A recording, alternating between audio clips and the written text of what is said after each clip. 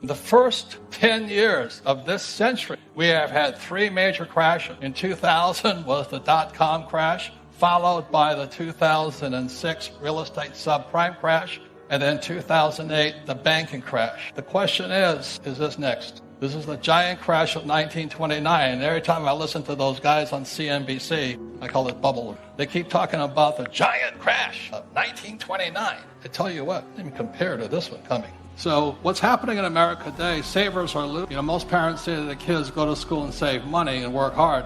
But in 1970, when I graduated school, $1 million at 15% interest earned me $150,000. Now you could live on $150,000 a year back then. But in 2016, due to this thing called quantitative easing, I call it the Greenspan put, it's $1 million at negative 5 basis points. It's going to cost you $1 million to save $1 million. That is how deteriorated our financials have become. And this is one of the causes between the gap in the rich and the poor. The other thing is that fewer and fewer families are receiving middle-class incomes. It's going down. Every time we shop at Walmart, we ship dollars and jobs over to China and Pakistan and all this capital. Another thing that's happening when people's incomes go down, they become dependent. Now, the U.S. government tells us that poverty has been beaten in America. Maybe poverty has been beaten, but what has increased is entitlement mentality. The attitude that the government and others should take care of. As I said, it's a moral crisis as well as a spiritual. I learned in Sundays, give and you shall receive. And too many people today think that. Marx had one thing, he said it was the abolition of private property. In other words, we could own nothing. So they wanted to take all of our private property and it would then go to the state. And that's why when you study communism and Marxism, it's a centralized economy. It's called, in military terms, it's called command and control. I went to military. So it's a command and control economy where the government tells you everything. And so that's why the Federal Reserve Bank is part of communism. It's a central bank. And the central bank is not American, it's not a bank, and there's no reserves in it.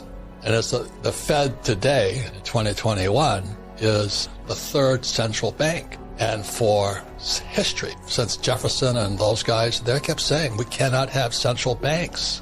But because our academic system is basically Marxist, most school teachers are Marxists, they just don't know it. August 15, 1971, we broke the agreement of the Bretton Woods Agreement in 1944. We promised the world the dollar would be backed by gold. Going back in time to 1933, it was FDR, Franklin Delano Roosevelt, who everybody loves. The guy was a hardcore Marxist. He made owning gold illegal. And so 1933, 1944, you got to study history, Bretton Woods, 71, Nixon screws the world. But this is the thing that happened that really screwed my generation of boomers. The 401k was born in 1974. So today you have my generation of boomers. They're hanging on by a thread due to historical events coming in. So now the stock market is at an all-time high. It's nuts. And the reason it's all-time high is because our CEOs are borrowing money from the Treasury to repurchase their own stocks. So we don't have a real economy. We don't have a real stock market. And the U.S., the Fed is greatly in debt. The U.S. is greatly in debt. So your generation is far more aware. But my generation, my concern is the market is going to come down. Stock market, bond market, real estate market. And my generation is not prepared for it because they're not as turned on or aware as much of your generation is. It's such a paradox of what's going on. Yeah, but you can see it if you're aware. So the thing that happened in 74 was very, very important. Back in 1950s, when I was a real little kid, I was working with my rich dad, who was my best friend's father. He had executives in his company that played the stock market. So this is the 50s and the 60s. And my rich dad said, anybody who's in the stock market's a gambler. And so I don't do business with gamblers. And I still remember that. So when I talk, a lot of my friends are not in the stock market. So this is the point. Back in the 50s and the 60s, prior to 71, when they took the dollar off the gold standard, you could save dollars because they weren't printing it. It was backed by gold.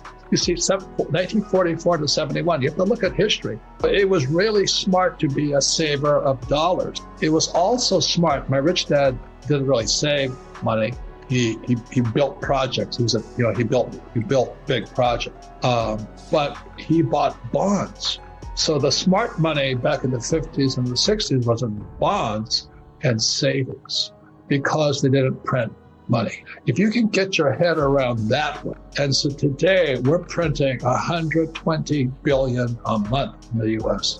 Lenin said, if you want to destroy the economy, you want to destroy capitalism, debauch the currency. So in 1971, just before I went to Vietnam, Nixon took the dollar off the gold standard. But they don't teach. You see, our system is communist. And I hate to say that because I'm a Marine, went to Vietnam twice. I fought for this country, into military school. And today they're talking about reparations. But what history doesn't tell you is that Hitler rose to power on reparations. Why don't they teach us that stuff? So that's why I learned at military school. If you study Marx, Lenin, Hitler, and Mao, you'll see it all over the school. That's what today's postmodernist education. And postmodernist education actually started in 1930, when out of the Frankfurt School in Germany, they moved over to Columbia University. And Columbia University is the headquarters for Marxism. But they don't tell you. And so the Teachers College at Columbia University is where the Frankfurt School set up in 1930. Marx. Look at Obamacare. It was Stalin who said